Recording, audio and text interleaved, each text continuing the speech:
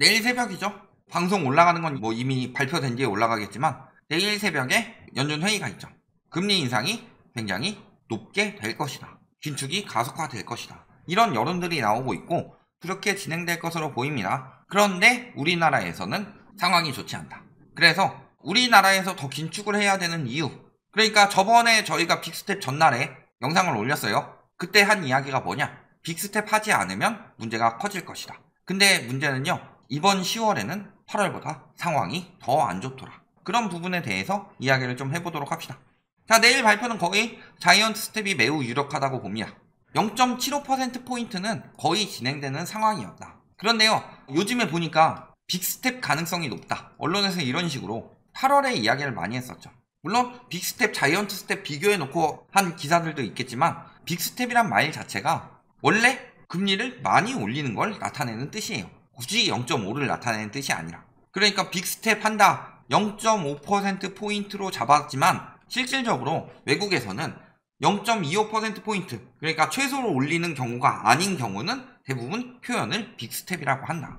금리를 많이 올릴 것이다. 그래서 빅스텝이라고 표현한 것을 우리나라에 와서 0.5%포인트만 올릴 것, 이런 식으로 오역한 기레기들도 분명히 있을 거다. 그러니까 그들 말에 따라서 뭐 우리나라에서 콩글리시처럼 만든 용어겠죠? 자이언트 스텝, 즉 0.75%포인트. 요거는 0.5냐 0.75냐 이거에 대해서 비교를 한 거니까 여기에 대해서는 거짓말을 못 치겠죠. 그런데 대부분이 0.75%, 82%에 달한다고 예측을 했다. 심지어는 울트라 스텝 이야기까지 나오고 있죠. 물론 이 가능성은 높지는 않습니다. 왜냐면은 만약에 지금도 물가가 오른다, 그렇다면은 울트라 스텝 가능성을 이야기를 할 수가 있어요. 그래서 저희가 9.1% 나왔을 때 그때는 울트라 스텝 가능성에 대해서 이야기를 했죠. 근데 지금도 물가 상승률이 오른다, 그런 상황은 아니죠. 지금 9.1에서 8.5에서 8.3까지 이렇게 두 달 연속 감소 중인데 전보다 긴축을 심하게 할 가능성은 높지가 않다. 그러니까 저희 같아도요, 저희가 말하는 것에 대해서 더 힘을 받기 위해서는 울트라 스텝 합니다 라고 선동하는 게 더 좋겠죠. 근데 저희는 그렇게는 이야기 안 합니다. 자이언트 스텝의 가능성이 가장 높다. 빅 스텝은 너무 적고, 왜냐면은 예상치가 8이었는데 8.3 나왔죠? 기대하는 만큼 물가 상승률에 하락이 일어나지 않았다. 그래서 긴축 정도는 더 약해질 가능성은 높지 않다. 다만 그래도 이 정도는 꺾이고 있으니까 자이언트 스텝 할 가능성이 높다. 이렇게 보시면 좋겠죠. 그런데 이 이야기까지 나온다는 이유 자체가 뭐냐, 그만큼 물가가 안 잡히신다는 거지. 그러니까 울트라 스텝까지 나오지 않더라도 자이언트 스텝하고 그 이후에도 긴축은 계속될 것이다. 이렇게 이어지도록 해석을 하시는 게 맞겠죠. 그러면서 채권금리가 엄청나게 올라가고 있습니다. 문제는 10년물도 빠르게 올라가긴 하는데 장단기 금리 역전까지 났다고 그랬죠. 아니, 장단기 금리 역전까지 났는데 지금 장단기 금리 역전 몇 번 났어요. 많이 났는데 아직도 경제위기가 아니고 금융위기 때랑 다르다. 금융위기 때는 위기가 터졌지만 지금은 위기가 아니니까 조정이지 폭락이 아니다. 이런 이야기 하는 인간들 보면은 본인들이 그냥 보고 싶은 대로 보고 듣고 싶은 대로 듣고 유리하게만 이야기하고 자꾸 선동하는 걸로 보이죠. 뭐 쉽게 생각해 볼게요. 당신이 2019년에 사고를 당해서 3년간 혼수 상태였다. 그러다가 지금 깨어나서 생각을 해보세요. 어떤 상황이에요? 깨어났더니 지금 환자분께서 쓰러지신 뒤에 1년 뒤에 전 세계적으로 전염병이 발생해가지고 한 700만 명 정도 사망했고, 올해에는 또 러시아가 우크라이나를 침범해서 전쟁이 지금 계속 반년간 지속되고 있다. 그리고 일본에서는 전 총리가 선거 유세 돕던 중에 총 맞아 죽어 있고, 그러면서 뭐 여기저기 지금 에너지난 나고 있고 식량난 나고 있다. 재난 영화 같은 데서 보던 상황 아니에요? 근데도 지금 위기가 아니래요.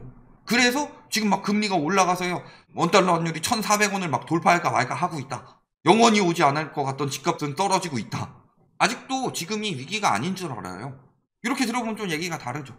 위기는 왔다 이미. 거기다가 우리나라 물가 5.2% 전망한다. 근데 5.2%는 어느 정도 수준이냐? 24년 만에 최고 전망치다. 24년 전. 98년도죠.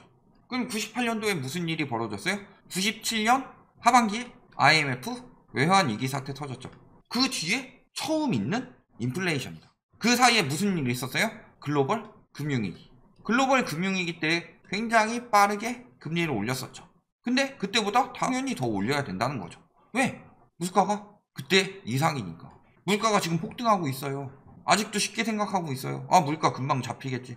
물가 금방 잡히고 지금 조금 금리 올린 거 가지고 많이 올려봐야 한 3%, 3.25 올릴 테고 그거 가지고 이제 내년쯤 되면은 경제 위기가 와서 다시 금리 낮추겠지. 금리 낮추면 다시 집값 올라가겠지. 이런 식으로 생각하는 것 자체가 정신머리가 없는 거다. 글로벌 금융위기 때보다 높은 물가를 맞이하고 있고 그만큼 에너지나 식료품 공급이 잘 나오지 않고 있다는 소리고 그 다음에 돈이 그만큼 많이 풀렸기 때문에 꽤나 많이 긴축을 지속을 해야지 이 부분이 극복이 될 것이고 그 다음에요 극복이 된다고 치더라도요 이번 문제는 유동성 문제가 가장 크기 때문에 유동성 코로나 터져가지고 제로금리 낮춘 만큼 떨어뜨릴 가능성은 거의 없다고 보이고 만약 그렇게 떨어지는 경우가 생긴다면은 그때는 글로벌 금융위기 이상의 경제위기 사태가 터졌기 때문이다.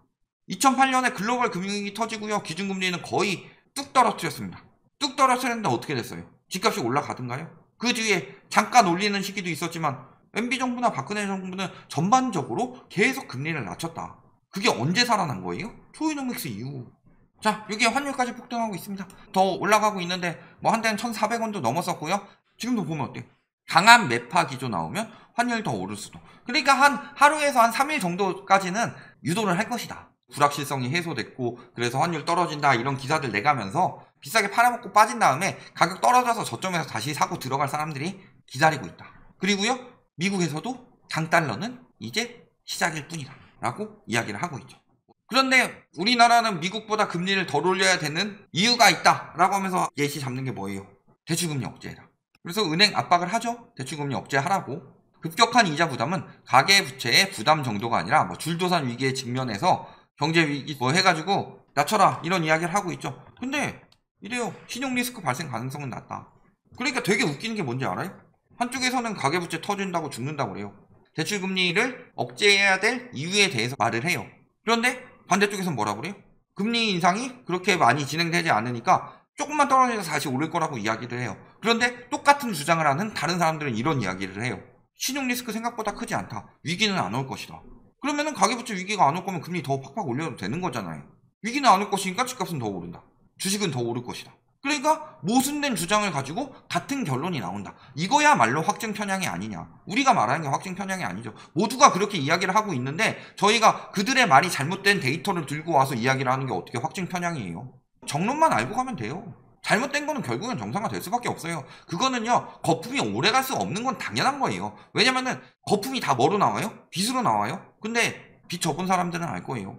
빚을 져가지고 올라갈 때는 막 올라간다고 들어가지만요 그 빚이 부담이 되기 시작하는 순간에는 내가 아니더라도 나보다 약한 사람들부터 먼저 떨어져 나가면서 유동성이 빠져요. 유동성이 빠지기 시작하면은 모든 거품은 꺼질 수밖에 없어요. 그래서 부자들의 금리 올라가기 시작하면 먼저 빠져나간다.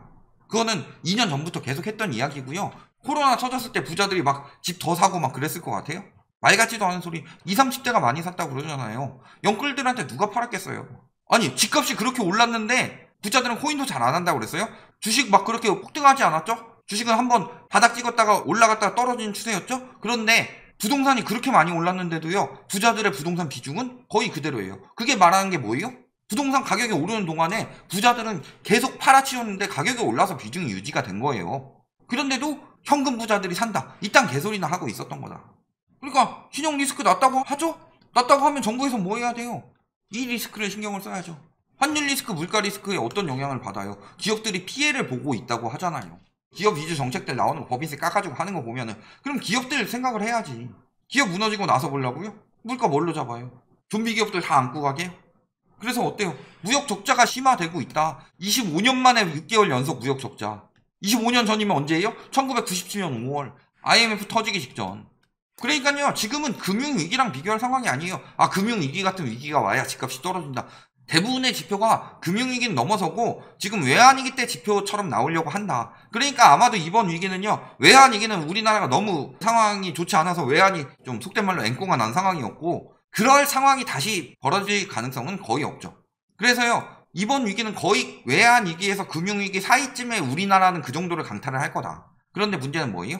외환위기 때는요 우리나라나 몇몇 신흥국들이 터졌기 때문에 세계 경제는 괜찮았는데 글로벌 금융위기나 이번 위기 같은 경우는요 세계 경제가 전체적으로 타격을 입기 때문에 당장 우리나라는 덜 아프게 맞았더라도 살아나기가 힘든 거예요. 그러니까 IMF 때로 생각하면요 총을 맞았어요. 총알 박혀가지고 되게 세게 다쳤는데 바로 옆에 병원이 있어서 갈 정도였다면 수질로 살아날 수 있었잖아요. 그런데 지금은 어떤 상황이에요? 총알은 아니더라도 타이슨한테 주먹으로 한 대 맞았는데 병원까지 가려면요 차 타고 가야 돼요. 그런 상황이다. 안 위험하다고 말하는 사람들이 뭐냐? 특히 부동산 업자들 뭐예요? 부동산 업자들 경제에 대해서 기억자는 알고 이야기를 하는 거야? 맨날 그러니까 하는 이야기가 그래도 공급 부족 때문에 오를 거다 이딴 이야기를 하고 있고, 유튜버라는 작자들은 그 사람들보다 더 뇌 없죠. 상승론자 유튜버들은 그들이 말하는 걸 따다가 와가지고 똑같이 읽고 있어요. 똑같이. 또 생각이 있어요? 정부 낙관론 하고 있는데 삼고 복합 위기 속에 낙관론이 잇따라 빗나가고 있다. 뭐 해야 돼? 상품 수지는 흑자를 지속 중. 그런데 2주 뒤에 7월 상품 수지는 적자로 돌아섰다. 경상 수지 괜찮다. 8월 적자로 돌아설 것으로 예고됐다. 지금 상황이 좋지 않다. 물론 그 말은 맞아요. 정부에서 그래서 위기입니다. 다들 위기 대비하세요 하면요 패닉이 일어나겠죠.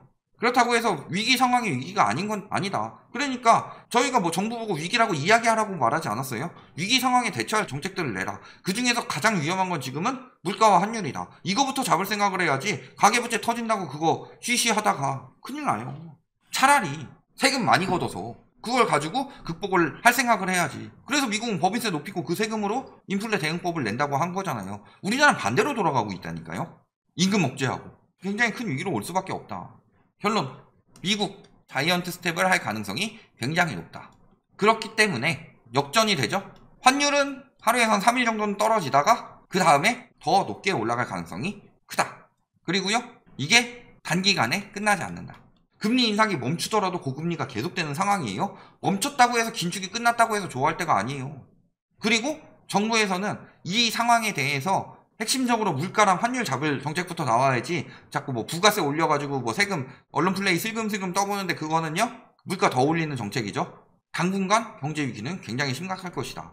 그래서 내년에 뭐 침체돼서 금리 다시 내린다 뭐 그 정도 상황이 되면요 진짜 경제 위기가 터져서 죽어나는 상황인 거고, 고금리가 계속 유지되면서 자산 거품이 빠지든가 아니면은 진짜로 경제 위기에 나가지고 금리 내렸는데도 터지든가 둘 중에 하나밖에 안 남았다. 여기까지 말씀드리겠습니다.